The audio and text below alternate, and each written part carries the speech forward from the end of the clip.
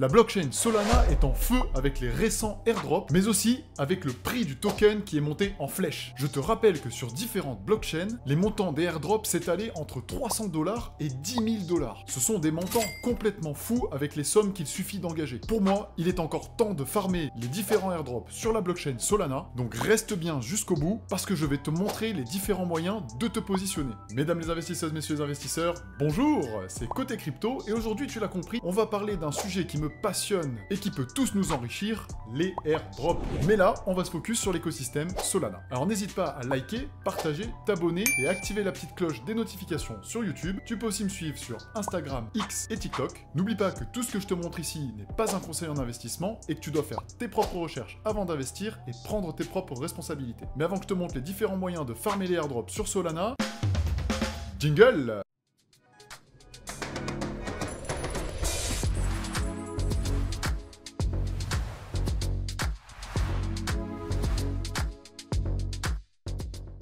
Et petit easter egg, si tu ne l'as pas remarqué, on est directement aux couleurs de Solana. Oh wow! Pour pouvoir commencer à farmer l'airdrop Solana, il va falloir te créer un nouveau wallet, le Phantom Wallet. Je sais, tu vas me dire, c'est un wallet de plus, c'est une seed phrase de plus à conserver, encore un mot de passe à gérer, mais on est là pour récolter des airdrops. Alors, on donne le max. Une fois que tu auras créé ton wallet Phantom, tous les liens seront bien sûr en description pour le wallet, mais aussi pour les applis qu'on va voir. Il faut s'envoyer des fonds. Tu peux faire ça à partir d'un sexe comme Binance, Coinbase ou Kraken et t'envoyer des fonds directement par la blockchain Solana, ou alors on va utiliser des bridges que l'on verra un petit peu plus tard, à partir d'un wallet MetaMask. Une fois que tu as reçu tes premiers fonds, on peut commencer à utiliser le Phantom Wallet. Et oui, les wallets peuvent mettre en place des tokens, ça a été notamment évoqué sur MetaMask, et donc on n'est pas à l'abri que Phantom dispose de son propre token dans le futur. Lorsque tes fonds sont arrivés, pour moi ils sont dans un wallet de test, tu peux les visualiser directement ici, si tu t'es envoyé du Solana notamment, ou de l'Ethereum, etc., etc. On va donc commencer à utiliser Phantom Wallet. Premièrement, on utilise la fonction swap directement dans le wallet. Ici, on va échanger notamment du Solana contre par exemple de l'USDC, on va échanger à peu près autant de Solana que nécessaire pour avoir 1,2 USDC, la transaction,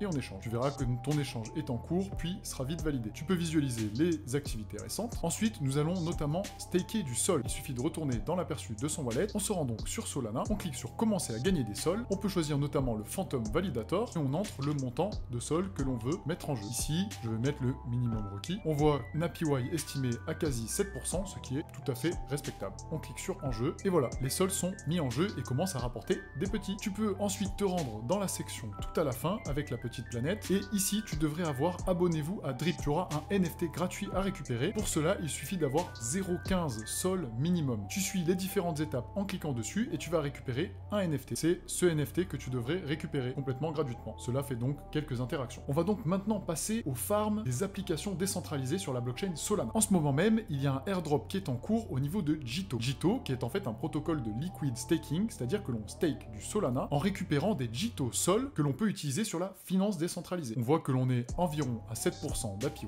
ce qui est très sympathique. Il suffisait simplement de bloquer des sols. Par exemple ici, si l'on voulait en bloquer, on met 0,1 sol, on clique sur Deposit Sol et on valide la transaction. Pour ma part, j'en avais déjà en stake. Il faut savoir que on pouvait récupérer les sols aussi en faisant unstake lorsqu'on le désire. On a notre balance en Jito Sol, on fait max par exemple si on veut tout retirer et on clique sur unstake pour récupérer nos sols. On va voir que cela met environ 2 jours et il suffit de valider la transaction. Jito est en train de réaliser un airdrop. D'ailleurs, ça a été annoncé dans ce document où l'on voit l'annonce de Jito avec le JTO qui va être un token de gouvernance et qui sera airdrop aux utilisateurs qui étaient là en avance de phase. On le voit directement en descendant un petit peu avec les détails sur le airdrop pour les utilisateurs. On peut cliquer ici pour voir le programme de points qui sera important pour la suite. Là, le programme de points nous montre les différentes façons de gagner des points. On voit qu'il suffisait d'avoir des Jito Sol, en fait en stakant des sols tout simplement, mais aussi en utilisant nos Jito Sol sur la DeFi, notamment différentes applications qui étaient prises en compte, comme Orca, Radium, MarginFi, qu'on va aller voir juste après et qui a le même système un peu de points, ou encore Drift. Et on voit que cela était un multiplicateur de nos différents points. Il est toujours possible de staker sur Jito, c'est Solana. Par contre, pour le premier airdrop, c'est à mon avis trop tard, mais on n'est pas à l'abri que dans le futur,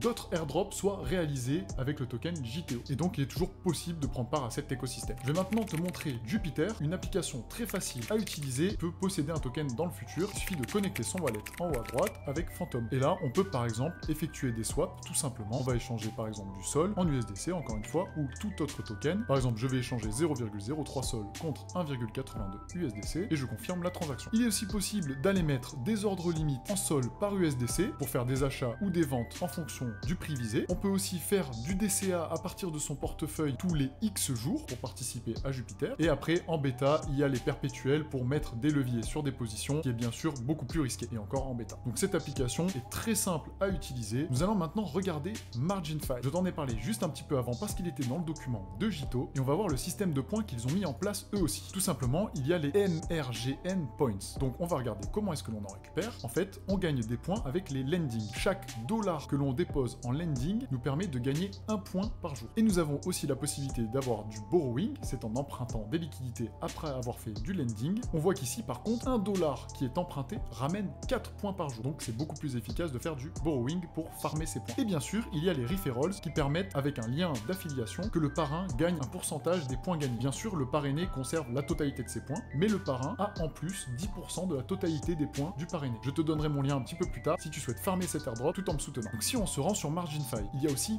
beaucoup d'utilisations qui sont possibles, que l'on voit d'ailleurs juste en haut. Mais nous, on va donc se concentrer premièrement sur le lending et le borrowing. Il n'y a rien de plus simple. Avec le lending, par exemple, je viens d'échanger des USDC. Alors je vais déposer des USDC une fois que je me suis connecté avec mon wallet. On voit que dans le montant du wallet, il y en a 3. Je vais en déposer un pour commencer à gagner des points. Clique alors sur Supply et je valide tout simplement ma transaction. Donc c'est très bien, j'ai déposé mes 1 USDC et on voit bien sûr les détails de la position, la valeur et le prix de liquidation. Attention, avec le lending et le borrowing, il est possible de perdre ses actifs à cause de la liquidation. C'est-à-dire que si notre actif touche le prix de liquidation, notre position est liquidée. Donc il faut faire attention. Ce qu'il y a de bien avec les stablecoins, c'est qu'ils bougent très peu, sauf en cas de DPEG qui est déjà arrivé, donc attention. Et donc on est plus safe. Donc là, je sais qu'avec mes 1 dollar d'USDC, je vais pouvoir générer 1 point par jour. Et ensuite, je vais dans le borrowing et je me dis, tiens, et si j'empruntais plus de sol? Donc là, par exemple, je vais en emprunter le max et je vais diviser cette somme par 2 pour rester safe. Je clique ensuite sur borrow et on voit que j'arrive à une valeur de 32 centimes, ce qui n'est pas assez pour profiter des 4 points par jour avec 1 dollar récupéré. Donc il va falloir ajouter du lending pour pouvoir emprunter plus. Et là, on voit bien qu'il y a un prix de liquidation de ma position. On peut bien sûr utiliser n'importe quel actif pour le lending et le borrowing. Pour apporter un peu plus de clarté, on peut cliquer sur Filter My Position et là, on voit toutes les pools au global et on voit notre lending, donc ce qu'on a apporté en liquidité et ce que l'on a emprunté avec le borrowing. On peut bien sûr repayer tout ce que l'on a emprunté. Donc par exemple, je remets tout ce que j'ai emprunté, ça me permet de clôturer mon emprunt. Et idem, on peut récupérer tout ce que l'on a apporté en supply. Là par exemple, comme j'ai toujours un emprunt en cours, je ne peux pas récupérer tous mes USDC, sinon ce serait liquidé. Donc là, au maximum, je peux récupérer mes 0,60 USDC. Mais si je n'ai plus d'emprunt, je peux récupérer tous mes USDC, etc. avec les différents actifs que l'on a pu placer. Pour le futur, il peut être aussi important d'utiliser l'onglet Stake. En fait, c'est simple, on va venir déposer du sol, un peu comme avec Jito, pour récupérer des LST. Donc là, on peut mettre n'importe quel montant de sol en stake. On clique ensuite sur Mint et puis sur Confirmer. Peut-être que plus tard, ces actions apporteront des points. Comme avec Jupiter, on peut effectuer des swaps qui sont d'ailleurs effectués par Jupiter, mais au travers de l'application Margin5. Donc c'est exactement le même process, on peut échanger ses fonds. On peut utiliser un bridge très pratique que j'ai utilisé, puisqu'il va connecter notre portefeuille MetaMask et notre portefeuille Phantom sur la blockchain Solana pour nous envoyer par exemple directement des fonds depuis un protocole qui ne coûte pas cher comme Arbitrum. Si l'on dispose d'Ethereum, on peut le sélectionner et l'envoyer en Solana sur la blockchain Solana. Donc du coup, les frais sont diminués et en plus ça nous fait un bridge et un swap d'un seul coup. Il suffit donc de connecter son wallet MetaMask et une fois que nous avons connecté nos deux wallets, on peut mettre le montant que l'on désire et on n'a plus qu'à cliquer sur swap pour envoyer depuis Arbitrum jusqu'à Solana